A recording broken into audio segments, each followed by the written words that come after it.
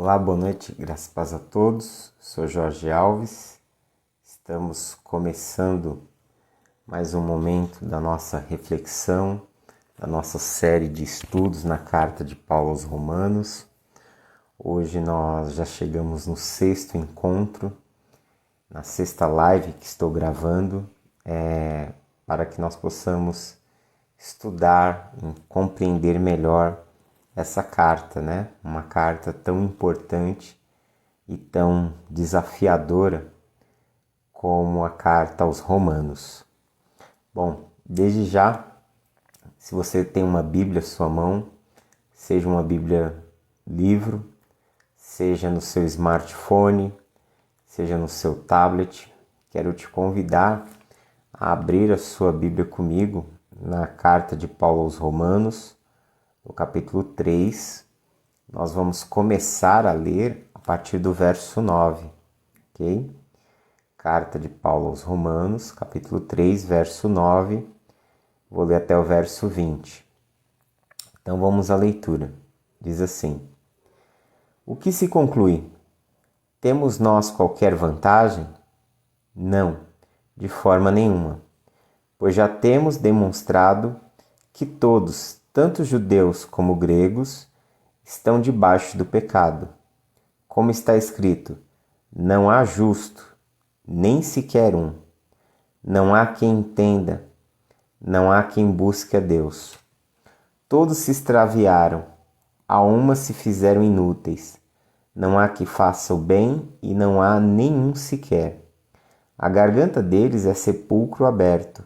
Com a língua urdem engano. Veneno de víbora está nos seus lábios. A boca, eles a têm cheia de maldição e de amargura. São os seus pés velozes para derramar sangue. Nos seus caminhos há destruição e miséria. Desconheceram o caminho da paz. Não há temor de Deus diante dos seus olhos. Verso 19 diz: Ora, sabemos que tudo o que a lei diz, aos que vivem na lei o diz, para que se cale toda a boca e todo mundo seja culpável perante Deus, visto que ninguém será justificado diante dele por obras da lei, em razão de que pela lei vem o pleno conhecimento do pecado. Então, como eu venho falando já há alguns dias, né? A partir do capítulo 1, verso 18 até o capítulo 3, verso 20, Paulo ele começa a falar sobre a necessidade da justiça, a necessidade de sermos justificados, a necessidade de sermos aceitos por Deus. E como se ele estivesse num fórum, num tribunal, e como se ele fosse um advogado, ele começa a falar dessa necessidade de justificação partindo de uma premissa, partindo de um ponto inicial, que é o lugar onde nós nos encontramos.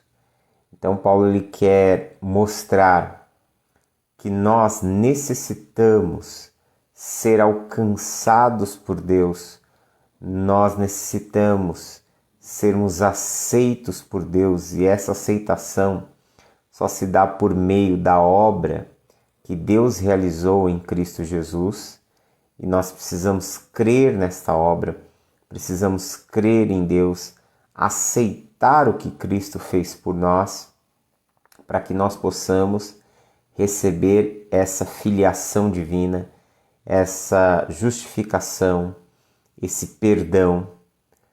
E para que Paulo desenvolva essa ideia, ele primeiro começa colocando os seus leitores diante de uma situação na qual eles vão entender que eles estão diante de uma grande necessidade. Então o que Paulo faz? Ele começa a sua tese falando sobre pecado e condenação.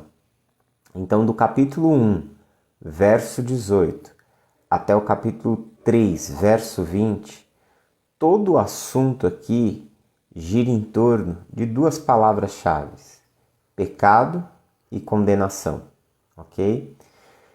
Do capítulo 1, verso 18 até o verso 32, primeiramente Paulo ele escreve para os não-judeus.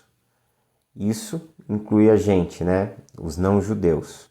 Os não-judeus são o alvo da fala de Paulo do verso 18 até o 32 do capítulo 1. Sendo assim, ele mostra o que? O pecado dos não-judeus e que o modo de vida, por conhecerem a revelação de Deus, por rejeitarem essa revelação, por entrarem por caminhos contrários à vontade de Deus, por mergulharem na idolatria e tantas outras questões que nós já falamos, né? No encontro número 3, a live número 3, eles estão condenados. Então, primeiramente, Paulo trata dos não-judeus, que os não-judeus pecaram e estão debaixo da condenação. Depois, no capítulo 2, do verso 1 até o verso 16, Paulo vai tratar agora do moralista. Quem era o moralista? O moralista é aquele que ele, independente de ser judeu ou grego, porque existiam moralistas gregos, até citei um pouco sobre isso na live de número 4. O moralista, mesmo sendo judeu ou grego, quem são eles? São aqueles que, por causa das suas práticas morais, por construírem um estilo de vida que eles acreditam serem mais elevados do que as outras pessoas, por não andarem na prática dos vícios e dos pecados comuns, eles se achavam acima das outras pessoas. Eles se achavam acima da média, eles acreditavam que os seus padrões elevados fariam deles pessoas justas, fariam deles pessoas aceitas, fariam deles pessoas que mereceriam o favor divino. E aí Paulo diz que a moralidade deles não irá produzir a salvação deles. Até mesmo porque eles condenam determinadas práticas na vida dos outros que eles mesmos praticam. Então aqui você pode lembrar até mesmo dos fariseus, dos líderes religiosos que Jesus confrontava, dizendo que colocavam severas leis sobre as outras pessoas, mas que eles mesmos não eram capazes de cumprir. Então, Paulo ele condena no moralista a hipocrisia e o orgulho. Ele coloca essas duas questões, e isso não está tão claro no texto, está um pouco implícito, né? Ele coloca essas questões como sendo questões que tornam essas pessoas reprováveis. Então, o moralista, ele também está condenado, ele também está sob o juízo. E aí depois, do capítulo 2, verso 17, até o capítulo 3, verso 8, já uma extensão um pouco maior, Paulo usa para falar do judeu.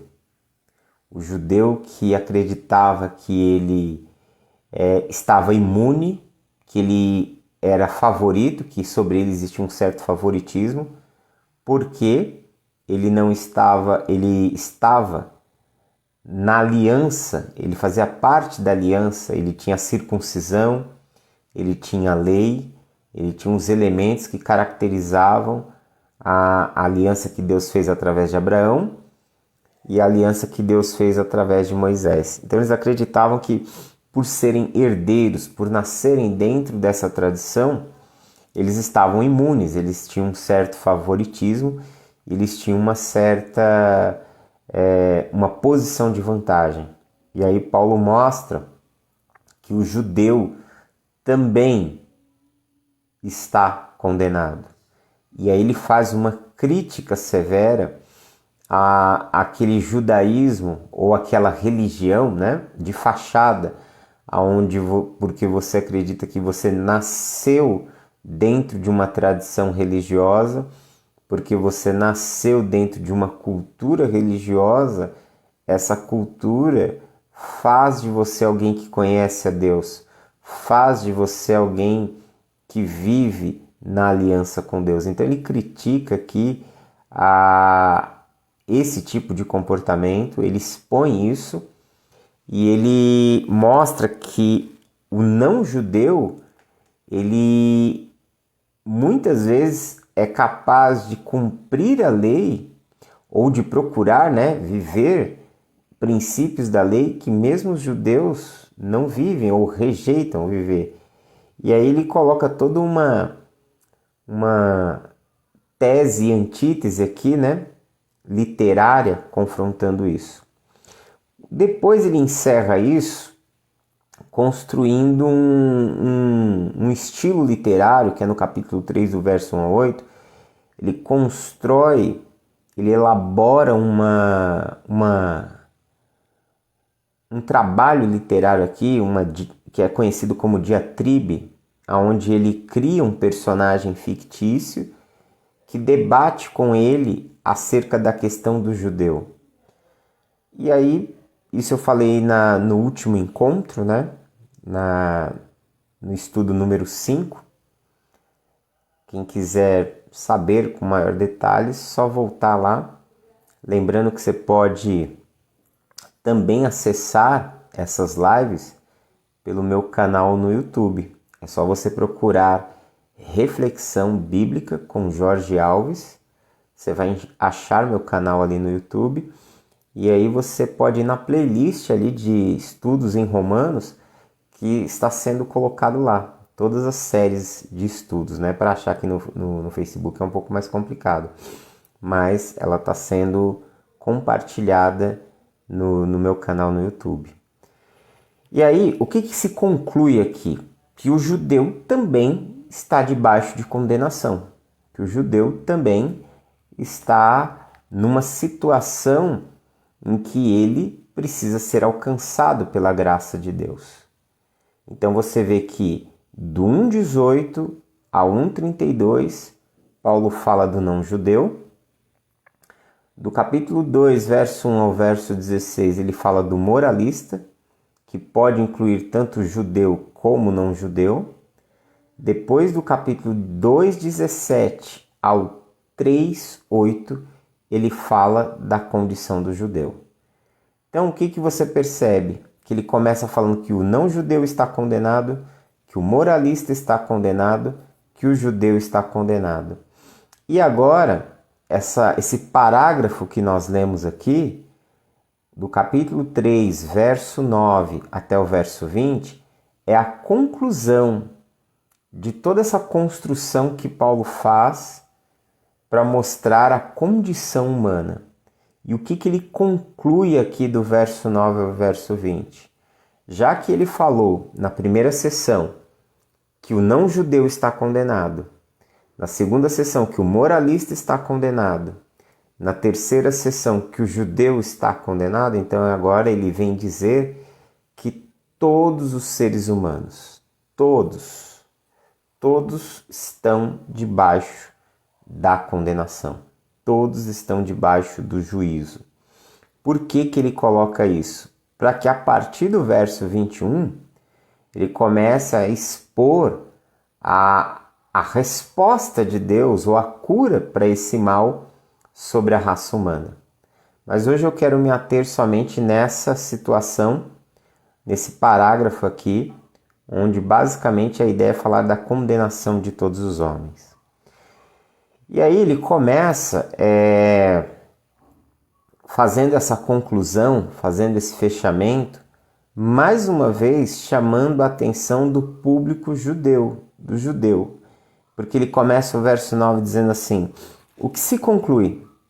Temos nós qualquer vantagem? Nós quem? Judeus. Paulo, judeu, então ele está falando ainda com os seus leitores que são de etnia judaica. Então ele fala: o que se conclui? Temos nós qualquer vantagem?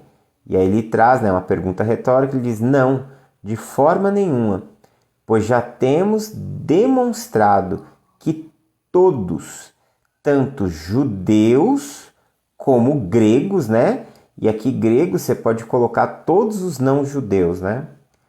Então ele fala que todos, tanto judeus como gregos, estão debaixo do pecado. É interessante notar que quando você lê o capítulo 3, verso 1, Paulo fala qual era a vantagem de ser judeu. E aí parece que existe uma antítese, né? Parece que Paulo está se contrariando, porque no capítulo 3, verso 1 e verso 2, ele diz que tem uma vantagem ser judeu. E agora no verso 9, ele diz que não tem vantagem ser judeu. E o que ele quer dizer isso? Antes que você pense que seja uma contradição, é que no capítulo 3, verso 1 e 2, ele está tratando sobre um assunto, e no verso 9 ele está tratando sobre outro assunto. No capítulo 3, verso 1 e 2, quando ele fala que há vantagens de ser judeu, né? O 3:1 diz: qual é, pois, a vantagem do judeu? Qual a utilidade da circuncisão? E aí ele responde, né? Muitas, sob todos os aspectos, principalmente porque aos judeus foram confiados os oráculos de Deus. Então o motivo principal é que a vantagem de ser judeu é por ter sido escolhido por Deus para receber a lei, para nutrir um relacionamento de aliança, para experimentar uma eleição, uma escolha, que tem implicações em quê? Tem implicações na missão. Ou seja, a eleição de Israel não é para garantir privilégios acima das outras nações. A eleição de Israel, a escolha de Israel, não é para dizer que eles são melhores, que a etnia judaica, a etnia israelense estava acima ou era melhor do que os outros grupos étnicos. Não. A escolha, a eleição de Israel era para que eles cumprissem a missão de serem luz para as outras nações. A eleição, e aliás, eleição na Bíblia, um conceito teológico muito discutido, mas eleição não implica em favoritismos. Eleição não implica em ser melhor do que outros. Eleição não implica em comportamentos orgulhosos. Eleição implica em responsabilidade. Aquele que foi escolhido por Deus, ele foi escolhido por Deus para refletir Deus, para manifestar a vontade de Deus, para anunciar os desígnios de Deus, para proclamar o nome de Deus. Ou seja, aquele que recebeu a escolha, aquele que foi escolhido, ele tem a missão de fazer conhecido o nome do Eterno entre as outras pessoas. Então, aqui cai todo esse conceito de favoritismo. Então, quando Paulo diz no verso 1 e 2 que qual é a vantagem do judeu, ele diz muito sobre vários aspectos, mas principalmente por ter sido um povo que recebeu a palavra de Deus, que recebeu a Torá, que recebeu a lei, que recebeu do próprio Deus um caminho, um mapa pelo qual eles vão viver a sua vida e uma responsabilidade de ser o povo santo, o povo separado, o povo que vai refletir a glória de Deus sobre o mundo. Então essa é a vantagem. Então aqui no verso 1 e 2 ele está falando sobre a vantagem no aspecto da sua escolha e da sua missão. No verso 9, quando ele fala, temos nós qualquer vantagem, ele diz de forma nenhuma, ele está falando acerca de favoritismos, ou seja, o judeu ele tem vantagem em relação ao não-judeu no que se refere ao julgamento de Deus? Não. Não. Ele diz aqui que tanto judeus como não judeus estão no mesmo barco, estão sob a mesma condição. Olha só, o que ele diz? Verso 9. O que se conclui? Temos nós qualquer vantagem? E ele fala, não, de forma nenhuma. Pois já temos demonstrado, né? Então ele está falando do que ele já tinha escrito antes, que todos, tanto judeus como gregos, estão debaixo do pecado. Então ele fala, não há vantagem, não há favoritismo. Todos os seres humanos, eles necessitam serem alcançados pela graça de Deus. Todos os seres humanos, para que possam experimentar salvação, para que possam ser aceitos diante de Deus, eles precisam passar por Cristo. Eles precisam conhecer Jesus. Jesus é o que faz, é a porta, como ele mesmo disse no Evangelho de João, ele é a porta. Quando nós passamos por ele, nós entramos e achamos pastagem. Ou seja, que fora de Cristo, fora da obra de Cristo, Paulo está dizendo que não há possibilidade de ninguém ser salvo, mas, acima de tudo, que todos necessitam passar por essa experiência de ter um encontro com Deus e reconhecer aquilo que Deus fez por meio de Cristo. Sendo assim, todos estão condenados, todos precisam se achegarem a Deus através do Filho. E aí o que ele faz?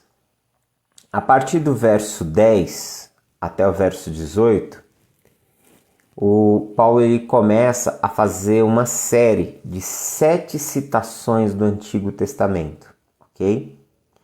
A primeira dessas citações ela começa em Eclesiastes, depois você tem 5 citações do livro de Salmos e você tem uma outra citação do livro do profeta Isaías. Por que Paulo faz isso? Por que Paulo agora ele sai de uma questão argumentativa e do verso 10 ao verso 18 ele começa a encaixar um monte de versículos bíblicos, ele começa a fazer uma costura, ele começa a costurar textos.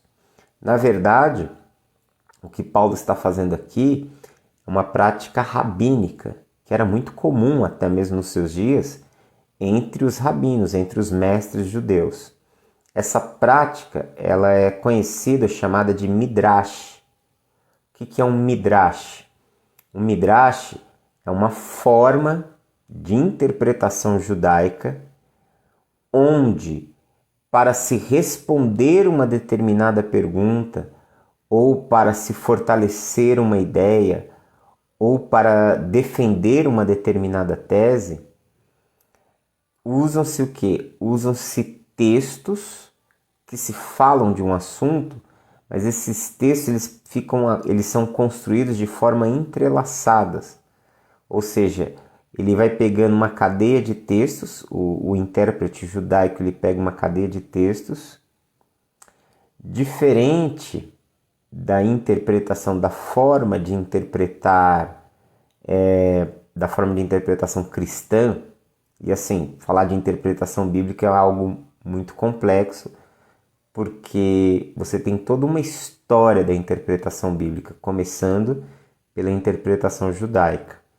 Mas uma coisa que você precisa entender, e que há uma diferença radical, a interpretação judaica, a forma como os judeus interpretam o texto da Escritura, é diferente, por exemplo, da forma que os reformadores interpretaram o texto da Escritura, né? Essa ciência interpretativa é chamada de hermenêutica. Basicamente, hoje, dentro do movimento cristão evangélico, dentro do movimento protestante, com algumas diferenças, né? Alguns pensamentos, algumas abordagens ou olhares diferentes, basicamente a forma de interpretar o texto que prevaleceu foi a interpretação a partir dos reformadores. Então, os evangélicos, via de regra, salvo algumas exceções, salvo alguns momentos, basicamente baseiam ou constroem as suas interpretações com base no método que foi nos legado, que nos foi dado pelos reformadores, tá? A isso nós chamamos de método histórico literal. Na verdade, é método histórico literal gramatical, ok? Que é bem diferente da interpretação rabínica. Então, um judeu ele pega um mestre, né? Um teólogo judeu, ele pega porções de texto e ele arranca assim daquilo que a gente chama de contexto, né? Ele arranca do contexto e ele começa a fazer o quê? Ele começa a construir uma ideia e desenvolver uma ideia, entendeu? E é isso que Paulo faz aqui, ele desenvolve um argumento. Por que que ele faz isso? Porque ele tem uma intenção, exatamente como um advogado, quando ele está fazendo a sua defesa, ele precisa do quê? Ele precisa de provas, e através dessas provas ele precisa criar o quê? Um caminho com argumentação para provar a sua tese de defesa ou a sua tese de acusação. Aqui a tese ela é basicamente quase que uma tese de acusação. Então, como ele reforça tudo que ele falou desde de 1:18, desde que ele começou a falar sobre a condenação dos seres humanos, como é que ele vai reforçar agora? Como é que ele vai provar isso? Como é que ele vai mostrar isso para o não judeu, para o moralista e principalmente para o judeu aqui, que é o caso, né? Através do próprio texto das Escrituras. Então ele vai falar que o texto das Escrituras apontam para uma corrupção do ser humano.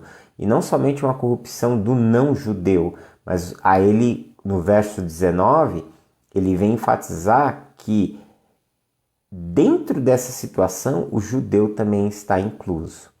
Então você tem aqui essa série de textos costurados como se fosse um tapete, como se fosse como se alguém tivesse construído, sei lá, um colar de pérolas ou um entretecido costurado um tapete. Você vai ver essa junção de muitos textos. Então vamos lá, ó. Verso 10. O verso 10 diz assim: como está escrito, não há justo, nem sequer um. Essa aqui é uma citação de Eclesiastes, capítulo 7, verso 20. Depois nós temos o verso 11 e 12 que diz: não há quem entenda, não há quem busque a Deus. Todos se extraviaram, a uma se fizeram inúteis. Não há quem faça o bem, não há nenhum sequer. Aqui o verso 11 e 12 é uma citação do Salmo 14, versos de 1 a 3, e também uma citação do Salmo 53, de verso 1 a 3. Lembrando que o Salmo 53 é basicamente uma duplicata do Salmo 14. O que tem no Salmo 14 tem no Salmo 53, com algumas pequenas mudanças, tá? Então, o verso 11 e 12 aqui é uma citação do Salmo 14, de 1 a 3, e do Salmo 53, de 1 a 3. Depois nós temos o verso 3, a parte A, que diz assim: a garganta deles é sepulcro, aberto, vou ler melhor aqui, respeitando a vírgula. A garganta deles é sepulcro aberto, com a língua urdem engano. Aqui é uma citação do Salmo 5, verso 9. Depois a segunda parte do verso 3 diz assim: veneno de víbora está nos seus lábios. Aqui é uma citação do Salmo 140, verso 3. Aí você vai ter o verso 14. O verso 14 vai dizer assim: a boca eles a têm, cheia de maldição e de amargura. Essa aqui é uma citação do Salmo 10, verso 7. Depois nós temos uma sequência aqui que vai do verso 15 até o verso 17, que diz assim, verso 15, são seus pés velozes para derramar sangue, verso 16, nos seus caminhos há destruição e miséria, verso 17, desconheceram o caminho da paz. Aqui é uma citação de Isaías 59, do verso 7 em diante, e também uma citação de Provérbios 1,16. Então você tem essa série de textos que Paulo faz inúmeras citações aqui e os entrelaça aqui. Ele costura, pegou uma parte de Eclesiastes, pegou várias passagens de Salmos, pegou uma parte de Isaías com correspondente em Provérbios e montou esse texto. E aí quando você lê ele de forma linear, fica assim, como está escrito: não há justo, nem sequer um. Não há quem entenda, não há quem busque Deus. Todos se extraviaram, a uma se fizeram inúteis. Não há quem faça o bem, não há nenhum sequer. A garganta deles é sepulcro aberto, com a língua urdem engano. Veneno de víbora está nos seus lábios. A boca eles a têm, cheia de maldição e de amargura. São seus pés velozes para derramar sangue. Nos seus caminhos há destruição e miséria. Desconheceram o caminho da paz. Não há temor de Deus diante dos seus olhos. Você nunca vai achar que isso aqui são citações costuradas de vários textos do Antigo Testamento. Porque o Midrash é um trabalho não somente teológico, mas ele é um trabalho literário muito bem feito, muito bem elaborado. Então você pensa que isso aqui é um único texto que você está lendo de forma linear, que não existe todos esses encaixes, né? Então isso aqui é uma das belezas da interpretação judaica, da hermenêutica judaica, que é até hoje a forma que os rabinos usam para conectar várias ideias dentro do texto, para ensinar um princípio teológico, para explicar uma determinada situação. Então eles usam muito esse método aqui. E Paulo usou tudo isso aqui para mostrar o quê? Para mostrar a condenação humana sobre alguns aspectos, tá? Então, dentro desse texto, dessa construção textual, nós vamos ver o quê? Nós vamos ver 3 situações ou 3 características que são apontadas aqui dentro desse quadro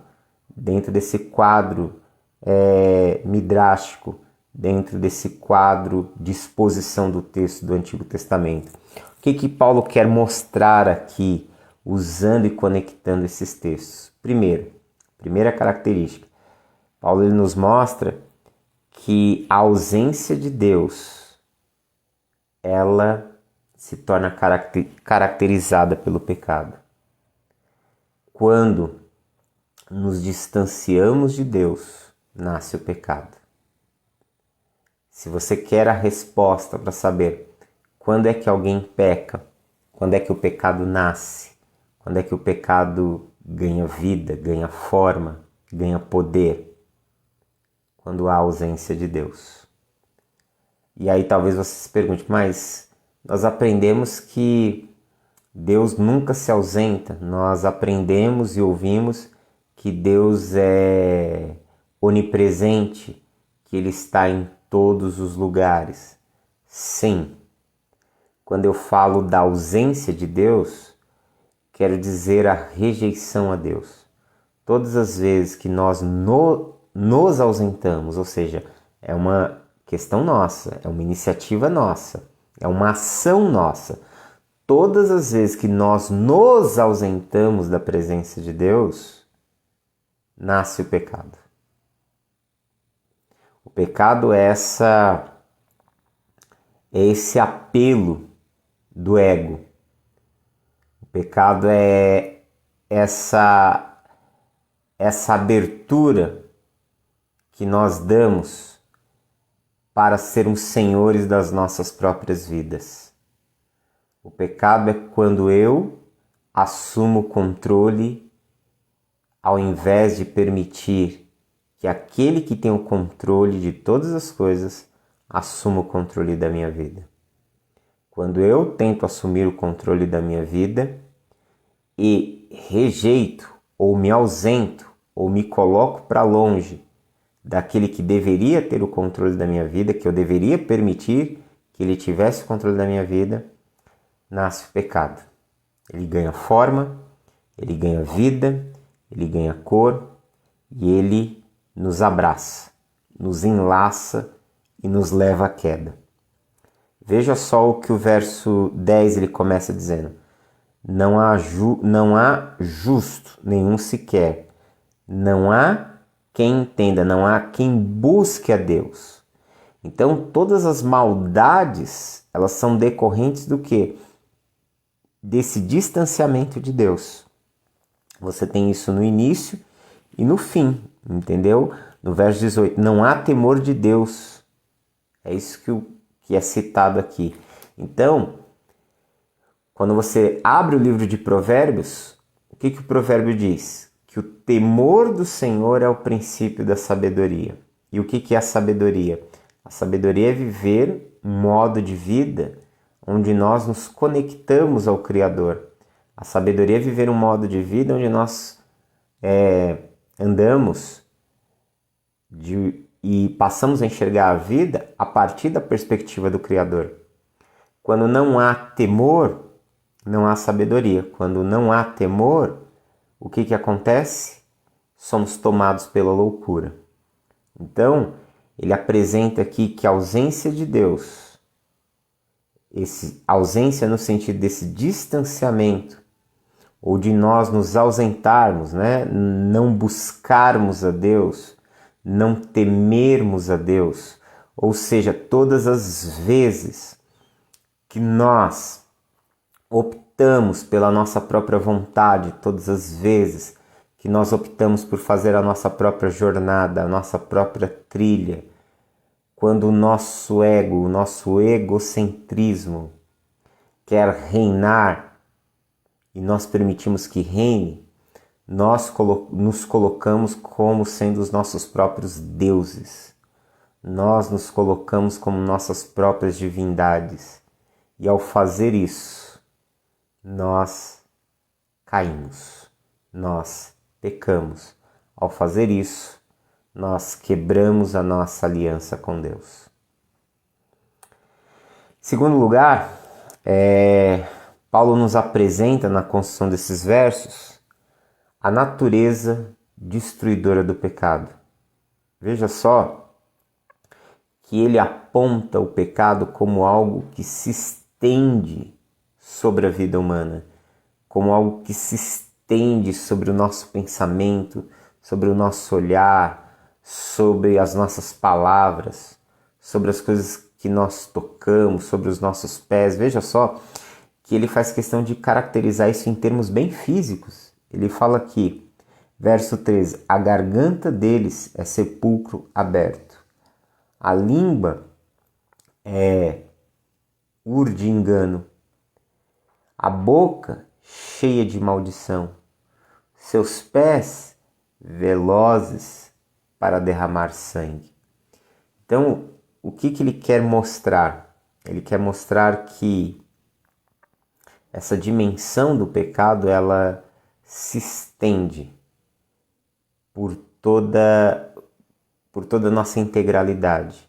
Ela se estende para além do nosso pensamento, para além da nossa mente e cobre o nosso corpo. Eu consigo ver ele falando isso aqui e nesse mesmo momento que eu leio isso aqui, eu já consigo fazer uma conexão com o profeta Isaías, falando exatamente sobre os pecados que estão sobre a comunidade de Israel. No caso ali, ele faz uma citação local, mas Paulo ele usa esses conceitos, ele usa essas ideias exatamente para apresentar isso sobre toda a raça humana, sobre todas as pessoas.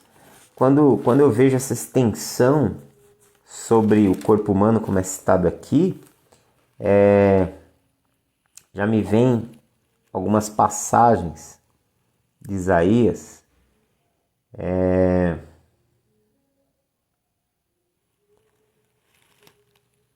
quando ele fala que nosso corpo está coberto por chagas, né? como que o pecado ele tomando toda a nossa vida, né? Nos consumindo por inteiro. Agora eu não vou achar aqui a citação, mas ele fala que, Isaías 1, verso 6, achei. Ele fala, desde a planta do pé até a cabeça, não há nele coisa sã, senão feridas, contusões, chagas inflamadas, umas e outras não espremidas, nem atadas, nem amolecidas com óleo.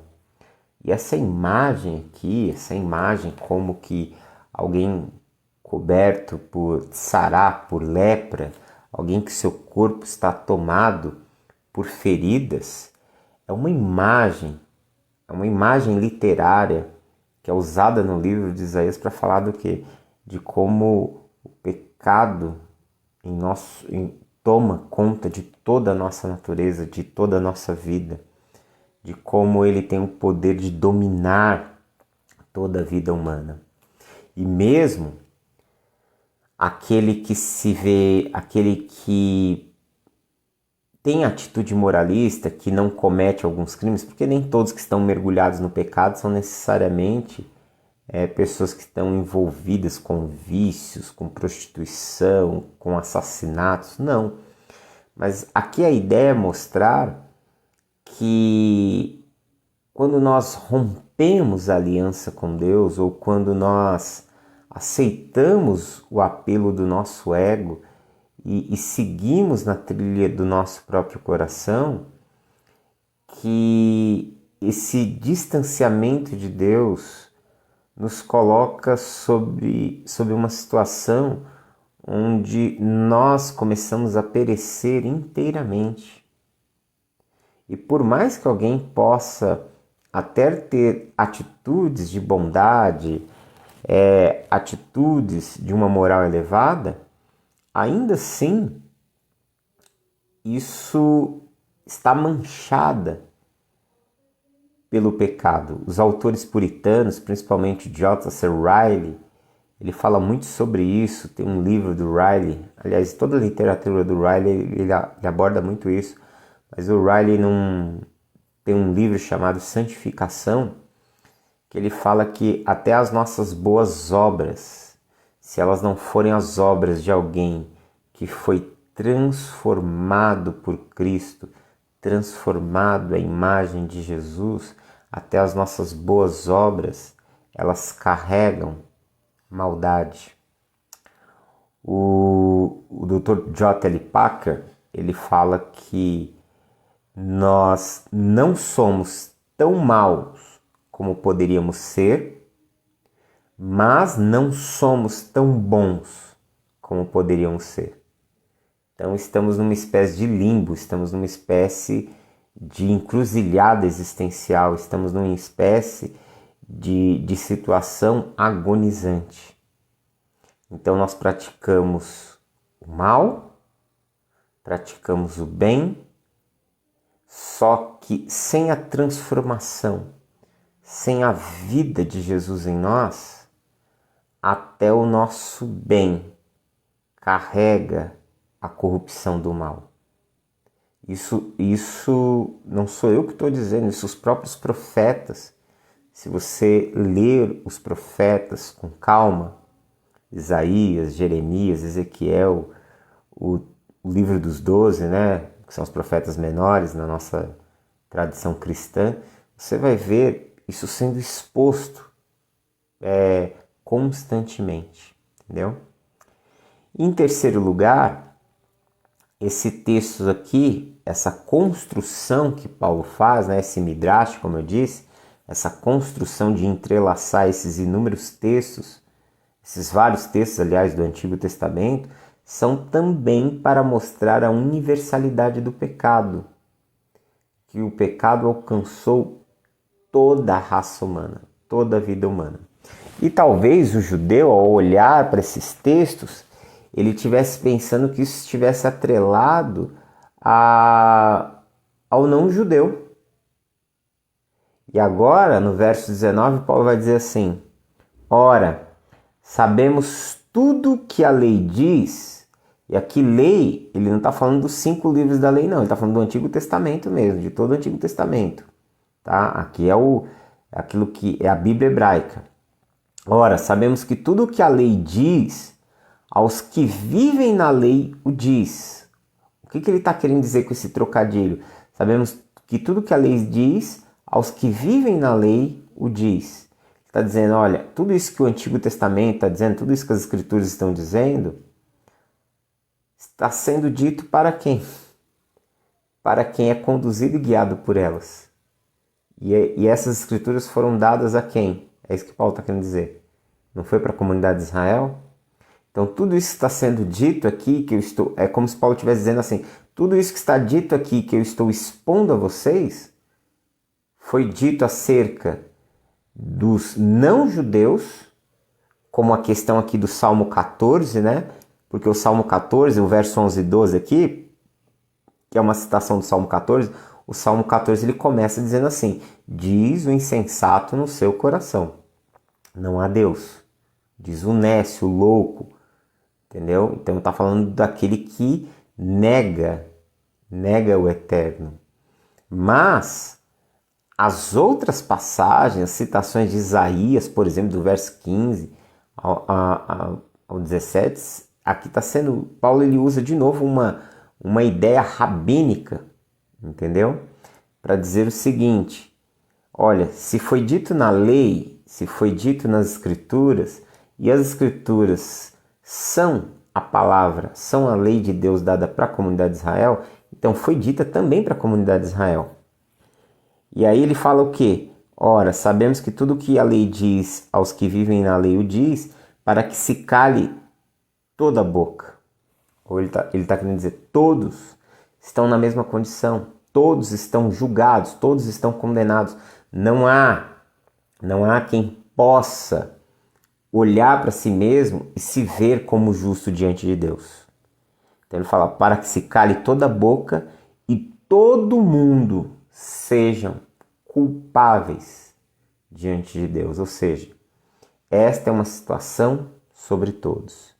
E aí o verso 20 ele conclui dizendo, visto que ninguém será justo, aliás, que ninguém será justificado diante de Deus por obras da lei, em razão de que pela lei vem o pleno conhecimento do pecado. Aqui essa palavra obras da lei, ela, nos últimos anos, levantou-se uma questão muito grande. Existem aqueles estudiosos que levantaram uma questão acadêmica chamada Nova Perspectiva em Paulo. Não vou entrar aqui no mérito da questão, né? Desde que eu comecei essa série de estudos, eu quis fugir um pouco do ambiente acadêmico e ser uma série mais voltada para nós lermos o texto e procurarmos entender o que o texto está dizendo, né? É uma exposição, estou fazendo uma série de exposições na carta de Paulo aos Romanos. Vamos entender aqui que obras da lei, ele está falando dos rituais da lei, tanto a lei no seu aspecto moral, ou seja, as leis morais, como também as cerimoniais. Ele está falando, ó, ninguém será justificado, e isso ele está falando diretamente para o judeu, mas isso para todos, né? Ele usa isso como um termo geral. Ninguém será justificado diante de Deus por obras da lei. Ninguém. A lei, ele está querendo dizer, a lei não vai te salvar. A lei, ela não pode te salvar.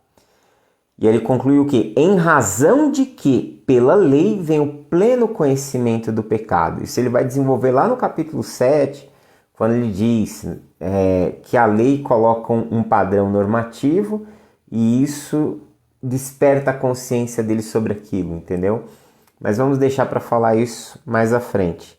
Então ele conclui dizendo que, pela lei, ninguém poderá ser salvo.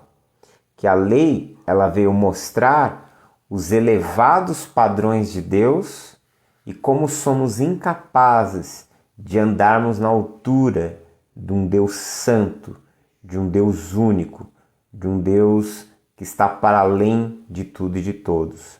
E que ao dar a sua lei, ele deu uma norma, um caminho pelo qual nós deveríamos ou devemos andar. Mas cumpri-la cabalmente, cumpri-la inteiramente, cumprir os 613 mandamentos é praticamente impossível. Impossível. Então ele fala que você não poderá se tornar alguém aceitável diante de Deus pela lei e que todos estão debaixo da mesma situação de condenação. Aqui ele encerra, ele conclui essa fala sobre essa questão de juízo, condenação e pecado, ok? Aí, a partir do verso 21, ele começa a desenvolver o tema da salvação, de como essa salvação vai se manifestar e alcançar os homens, tanto judeu como não judeu, ok? Então, aqui nós fechamos esse parágrafo, aqui nós fechamos essa grande passagem, né? Que vai do 1,18 até o 3,20. Nós concluímos aqui, lembrando que aqui Paulo ele apontou a condenação do não-judeu, do 1,18 a 1,32, a condenação do moralista, do 2,1 até o 2,16, do judeu, do 2,17 até o 3,8, depois conclui falando sobre a condenação de todos os seres humanos, do capítulo 3, verso 9 até o verso 20, ok? Quero orar com você? Vamos orar? Pai, nós te louvamos por tua bondade e graça, te bendizemos por esse tempo aqui reunidos. Peço-te, ó Deus, que o Senhor abençoe os teus filhos, que abençoe o tempo de estudo, de leitura deles, que a tua graça se derrame sobre as suas vidas, sobre os seus corações, que o Senhor leve-os a experimentar cada vez mais a tua bondade, a tua graça sobre a vida deles. Oramos a ti em nome de Jesus. Amém. Deus abençoe em Cristo, um forte abraço e até mais.